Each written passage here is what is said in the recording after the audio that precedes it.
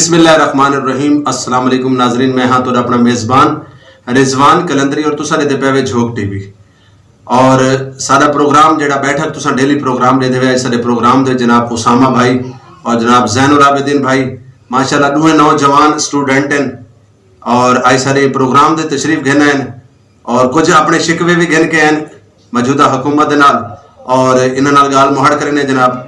और सब तो पहले उसामा भाई अस्सलाम वालेकुम। वालेकुम अस्सलाम। ज़ैनुल आबिदीन भाई अस्सलाम वालेकुम। सर तुहाडी बहुत मेहरबानी, तुहाडे लख थोरायत के तुसा सारे स्टूडियो दे विच आए वे और साडा मान वधाया वे। और अच्छा ये दसेसो कि माशाल्लाह ई टाइम जेड़ा तो पता है कि लॉकडाउन है पूरी दुनिया दे अंदर और इवें ही पाकिस्तान दे अंदर भी ढेर सारे मामलात खराब हैं। स्टूडेंट मतलब किवें लेंदे पैनी मौजूदा हालात को? इहदे विच एह् देखिनो कि हुण इन्हां ने ऑनलाइन क्लासां स्टार्ट कीतियां जिहदे विच ऑनलाइन पेपर्स वगैरह थींदे पैन। उहदे विच काफ़ी मुश्किलात भी आंदियां पईयां लेकिन सेफ्टी मेजर देख के चलना पौंदे ते बाकी हुण जिवें हुकूमत हर शै तब बंद कीती खड़ी है। काफ़ी गरीब हैं जिहड़े शोधे मतलब रोज़गार तो खत्म थे वदन पैसे उन्हें कन्नै कहीं नहीं कोई जिहड़ा अमाउंट की होंदे जिवें अपने बंदे कन्नै ते उन्हें कन्नै रोटी छोटी दा मसला बनदा पिया हाली तां। हाँ उसामा भाई माशाल्लाह तो आपको तुसा भी बेहतर माशाल्लाह ये चीज़ का सबको जवाब देसो कि जिवें हुण ये टाइम यूनिवर्सिटियां बंद हैं, कॉलेज बंद हैं, पढ़ाई दी कोई भी मतलब सहूलत कह नहीं मौजूदा हुकूमत को तो इन स्टूडेंटा का मेरे ख्याल मुस्तकबिल खराब नहीं थींदा पिया। सर बहु ही नुकसान च वेंदा पिया सारा मुल्क, सारी स्टडी स्टूडेंट हर हवाले नाल सबों पिछे वेंदे पे हैं ते दूजा स्कूल कॉलेज यूनिवर्सिटीज़ हर चीज़ बंद हैं। ऑनलाइन स्टडी ओ स्टडी कहनी जिहड़ी एक रेगुलर स्टडी होंदी है उन हवाले नाल सारा स्टडी मतलब एजुकेशन तलीमी इदारे बहु ही उमें तो पूरा मुल्क सारा निज़ाम धर्म भरम है लेकिन स्टूडेंट बहु नुकसान च वेंदे पे ते तुसा माशाल्लाह स्टूडेंट इवे इन तो इलावा तुसा कई सियासी पार्टी को भी सपोर्ट करेंदे वे कई सियासी पार्टी नाल भी तुहाडा तल्लक है?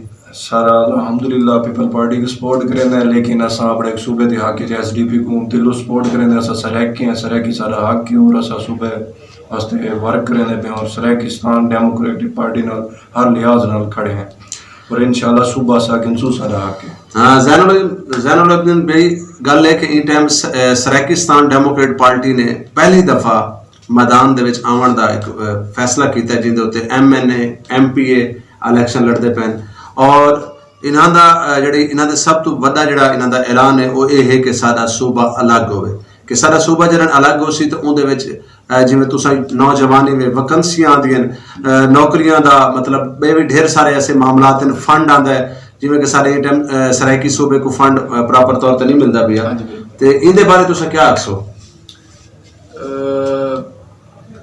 कि इलेक्शन जो अगर करेंदे पैन SDP डेमोक्रेट पार्टी ये बहुत बेहतर कर रहे पैन ताकि जिहड़ा साडे मतलब इत्थों दे लोग हैं उन्हां को कोई रोजगार मिले। ये नहीं कि मतलब हर जिवें साडे सूबे कोई ना कोई बेहतरी चाहिए है क्योंकि नौजवान लोगों ने इमरान खान को सपोर्ट किया PTI को आज तो उहदी सजा भी खुद भुगतेंदे पे क्योंकि हर नौजवान दे जबान दे उत्ते तब्दीली दा नारा PTI दा नारा आज PTI ने जेड़ा कुछ कर दिता है जेड़ा कोई थी गई सारे नाल सारे सराकी वसेब दे मेरे ख्याल दे मुताबिक ई टाइम सब तो ज्यादा गुरबत सराकी वसेब विच है। सारे सराकियों को हक मिलदा ही नहीं पिया सर, ठीक है ना।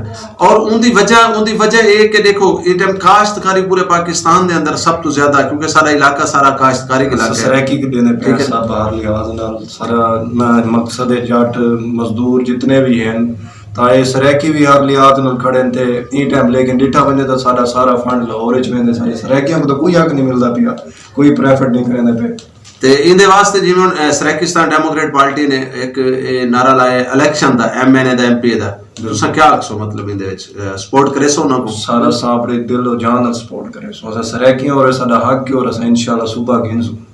अच्छा बेसिकल तोरा आबाई इलाका केड़ा है? सारा मुल्तान सूरज मेहनी सर। अच्छा सूरज मेहनी तोरा भाईजान? मुल्तान। माशाल्लाह माशाल्लाह अच्छी गल है जनाब कि साकू अपने जज्बे बुलंद रखने चाहिए।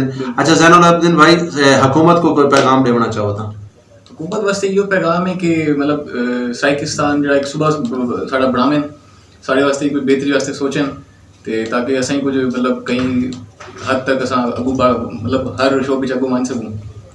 बिल्कुल जी बिल्कुल सारे सराइकी लोग जहाज भी चढ़ाना चाहते हैं, सारे सराइकी लोग वड्डे वड्डे काम करना चाहते हैं। माशाल्लाह पढ़े लिखे नौजवान हैं सारे वसेब दे बहुत ज्यादा तालीम याफ्ता लोग हैं लेकिन बदकिस्मती है कि जिहड़ा सारा डोमिसाइल साडा सर्टिफिकेट जरा डिठा पैंदा है ते वालो आदन सी ये तो देहाती ने जंगली ने ए पेंडू ने ते ई वजह करके हालांकि अल्हम्दुलिल्लाह सारे सराकी वसेब ने बहुत बहुत बड़े बड़े लोग दिते हैं।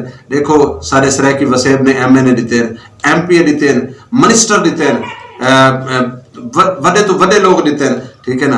ते मेरे ख्याल के मुताबिक सारे सराकी वसेब के बारे सोचना चाहिए। अच्छा तुसा हुकूमत को कोई पैगाम देना चाहो उसामा भाई? सर हुकूमत को यो पैगाम है कि सबको उन्होंने हक दिता वने, सारे सराकियों का हक दिता वने, ठीक है। स्टूडेंट ने सबको सपोर्ट की वने, नौकरियां दी वने हर लिहाज ना। बहुत लोग महरूम पे थे, खास तौर पर सारे सराकियों को हक नहीं दिता वना। जी नाजरीन, मैं हाँ तो अपना मेजबान रिजवान कलंदरी और तुसा दे पे झोक टीवी और प्रोग्राम बैठक दे विच जिवें कि सारे नाल ज़ैनुल आबिदीन और उसामा भाई हैं। इंशाअल्लाह ताला नवे मेहमान दे नाल हाजिर थीसूं। साडे सबको इजाजत देसो और अगर तुसा सारा चैनल सब्सक्राइब नहीं कीता, अगर सब्सक्राइब नहीं कीता तो जरूर करेसो। अगर तो सारी वीडियो अच्छी लगे तो कमेंट जरूर करेसो और बेल दा बटन जरूर दबेसो ताकि असा ज्यादा तो ज्यादा वीडियो तुहाडे तक पहुंचा सकूं और ज्यादा तो ज्यादा प्रोग्राम तक लिखा सकूं। बहुत मेहरबानी। वेंदे वेंदे जनाब ई दुआ दे नाल कि अपना रखेसो तुसा ख्याल और अपने इर्द गिर्द रहने वालों का भी ख्याल रखेसो।